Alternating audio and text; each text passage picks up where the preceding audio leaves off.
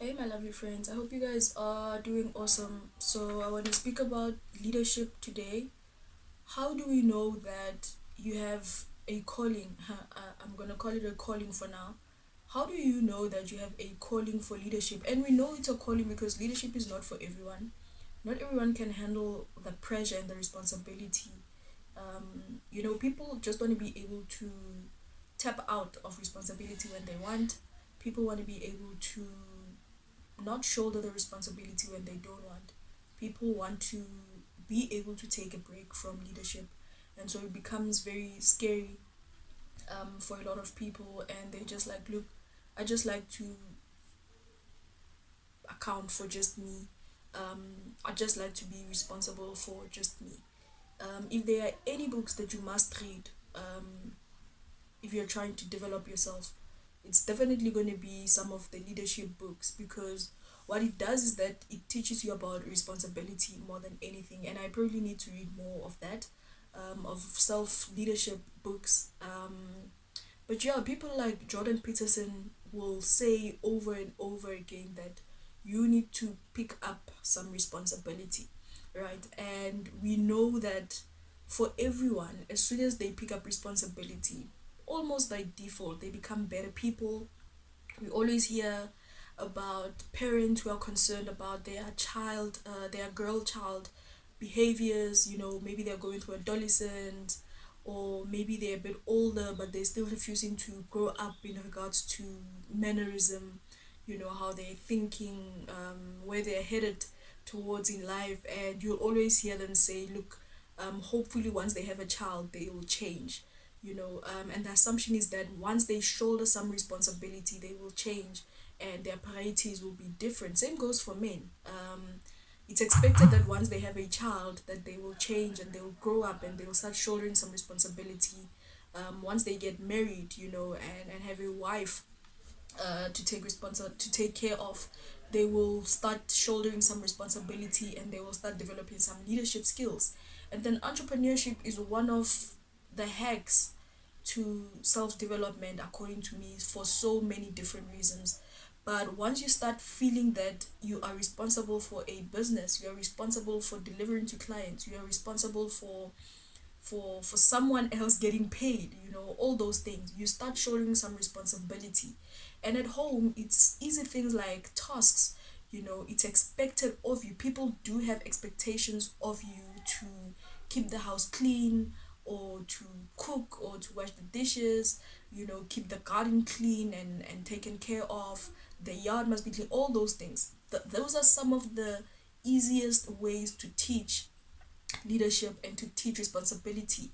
If you guys as a family are trying to go out for a weekend or even for a Saturday, and you give the responsibility to one of the kids and say, yo, please arrange, we're gonna have a picnic, we're gonna drive to wherever, and we're gonna hang out there, maybe it's a park, maybe it's a zoo, maybe it's a whatever it may be. Even if it's the mall, give the responsibilities to someone and be like, this month or this week you're going to organize everything for us, please, and then stay out of it. So we need to find more creative ways to teach responsibility and leadership without waiting for it to happen by osmosis, just assuming that as kids grows up, they will learn out of nowhere that they need to be responsible and they need to actually lead, you know so yeah, maybe it is a calling. And one of the easiest way to measure it's by someone's life, how they carry their life, how they carry themselves. It's easy if you are impressed, it's easy to ask who's influencing this person and who's making their decisions. And if you find out that it's them, then you are impressed by their leadership capabilities. For example, young successful people, an 18-year-old, a 20-year-old, a 23-year-old, if they're successful, you're like, whoa, dude. Even if they're not really successful, but if they're doing far better than their mates, you're like, whoa, this person have some serious leadership influence in their lives, or they themselves are a very great leader. I mean, they are very young people who are building very, very successful businesses, and you know that there is a great leader somewhere in them. And unfortunately, sometimes you never come from a family that expects anything of you. So you never even put any responsibility and some pressure on yourself. You never really lead yourself to do better and all these things. For example, even with academics, when you see a student, maybe you're in grade 9 or grade 10, you've generally seen this person for a couple of years academically, and all of a sudden they start doing good.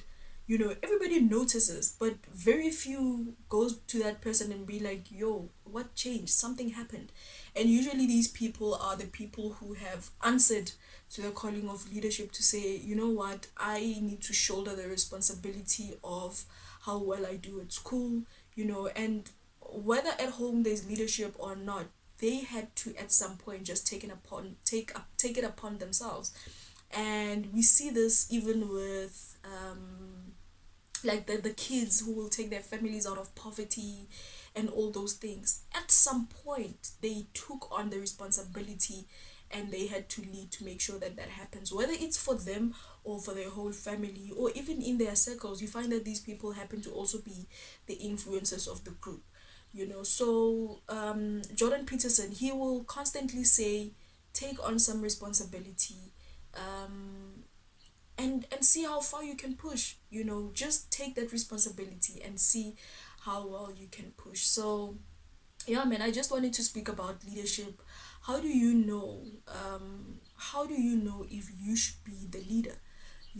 Leaders often see problems. So if you find yourself in environments and situations where you almost turn into a critic because you almost see everything that's wrong with everything and everyone.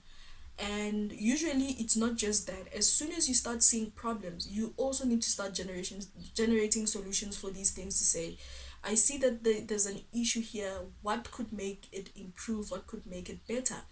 And because it has not been better and it is not getting better, clearly someone needs to shoulder that responsibility to make things better. And generally this speaks to yourself when you become an adult.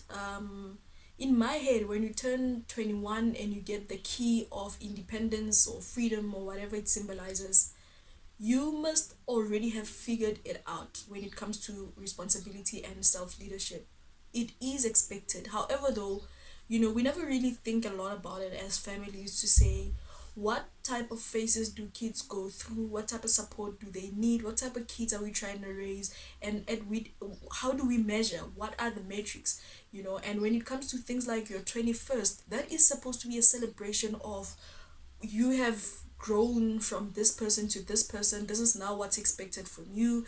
These are the responsibilities you're going to shoulder, whether in your life or in the family. Some of these things. But if the conversations don't really happen, then no one really expects anything from you as a child, and you remain a child forever. And we know this happens, and we know this is true because there are adults who are also kids. We have grown up kids. You have a 40-year-old child.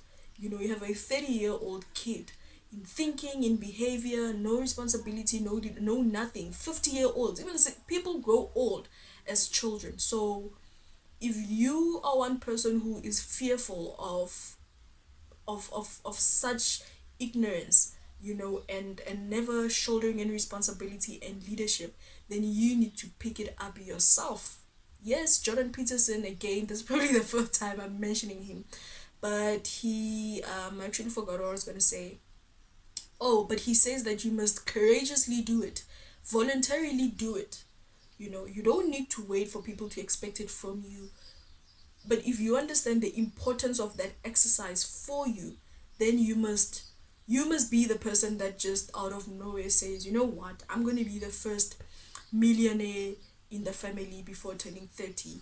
I'm going to be the person that's going to educate all of my siblings, or I'm going to be the sibling that builds a family home, a huge, beautiful, modern family home of everybody's dreams.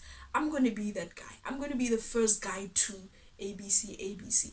Those people are not people who are full of themselves. Those are people who are saying, I will voluntarily be this leader. I will voluntarily be this person who brings about this change. Like I said, entrepreneurship becomes one of those things, because as we grow up, generally we want to really do good for society, for our families. We really, really want to add value A lot of us grow up with some of these dreams to say, I'd like to take my family from this point to the next level. It would be nice for me to be able to buy my mom or my dad a car. I'd like to be the guy who buys my younger sister a car by the time they get to varsity, whatever the case may be. It's just that a lot of it becomes monetary, because money makes it easy for us to measure a lot of things. How successful we are on what we are doing, not generally in life, but when we break things apart, it's easier just to use money as a measure. And it's not necessarily because you're materialistic or greedy or whatever the fuck, all those things, that the negative beliefs we have around money. So yeah, man, I just want you to think about what makes you a leader. If you're the type of person that sees a lot of wrong things, find avenues to correct the wrongs. If you'd like to impact people's lives, through entrepreneurship, you'd like to solve some of the problems, for profit, of course. Sometimes it's just through NGOs. You don't really want to profit, but you'd like the wheel to be greased, and have some cash flow. That take it on.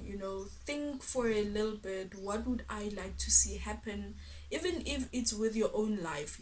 For you to take yourself out of misery, for you to take yourself out of a very bad place, whether it's financially, whether it's family, whether it's, I don't know, your own mental struggles, your own traumas. For you to take yourself out, it demands that you become a very strong leader to yourself. To yourself.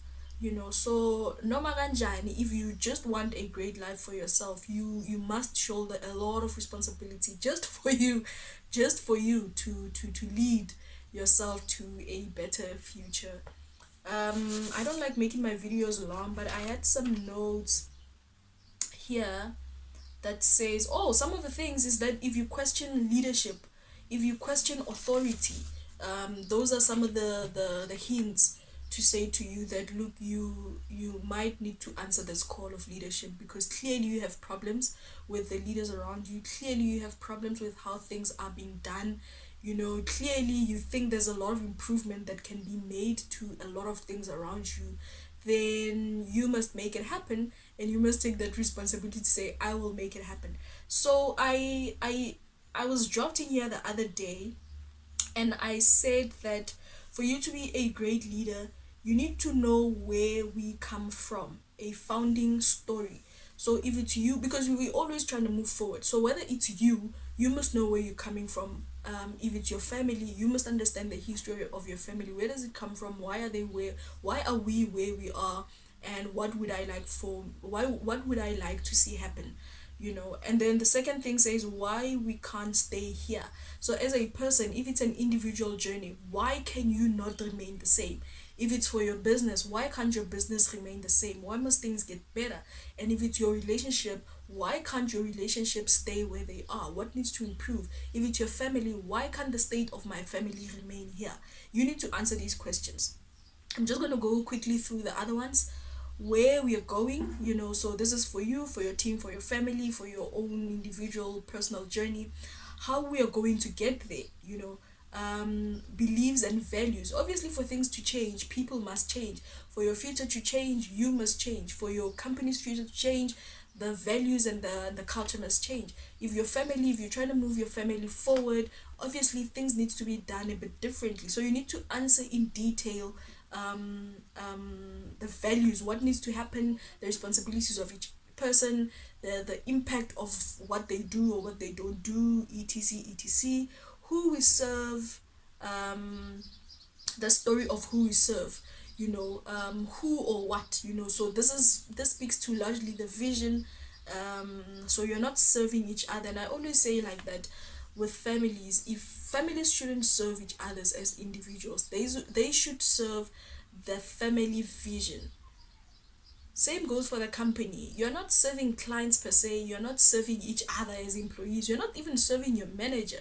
You guys are serving the business vision, right? The last one, the story, because you need to sell to people now. You need to sell it to yourself, if you're trying to move from A to X, you must sell the story to yourself. You must sell the vision to the people you're going to be working with. And then how we are different, right? So why, if you are the person, for example, you want to lead yourself from point A to point XYZ, you need to be able to say why you are the perfect person for that and why not the other person. For example, if you know you're not the perfect person, then you need to find a mentor, a coach, someone who can influence your decisions, your thinking, who can check with you, an accountability partner, or a straightforward leader, a teacher, something. If you're going to take yourself out of psychological trouble, you must be able to answer to yourself, why am I the perfect person, and why not my brother, my sister, why not my friend, why not my mother, my dad, why not a therapist, why me? And if it is your mother, your parent, whoever, why them and why not you? You need to be able to say why that person or why that leadership position is different from the others. And then why I lead the way I do, leadership philosophy. So you need to also develop philosophy around that. Why is it that you're going to do things the way that you're going to do them and not another way? And then why you should be there. Perfect. So this speaks to the end goal, why you should be where you are trying to be at. I hope this video was helpful for you to think through how you're going to lead, whether yourself, people around you, your business, your companies, whatever you are doing. How are you going to take the plunge of leadership and shoulder some responsibility, all in the name of improving your life and your reality? I actually need to make a video about reality. How are you improving your reality? Who's going to be steering the ship? What type of ship you're going to use? What type of route you're going to take? All of this is a lot of thinking work. So take your time, think it through. Anything that you believe needs improvement, anything that you believe can be and should be better, you must be brave enough to take on the challenge. Cheers, I'll see you on the next video.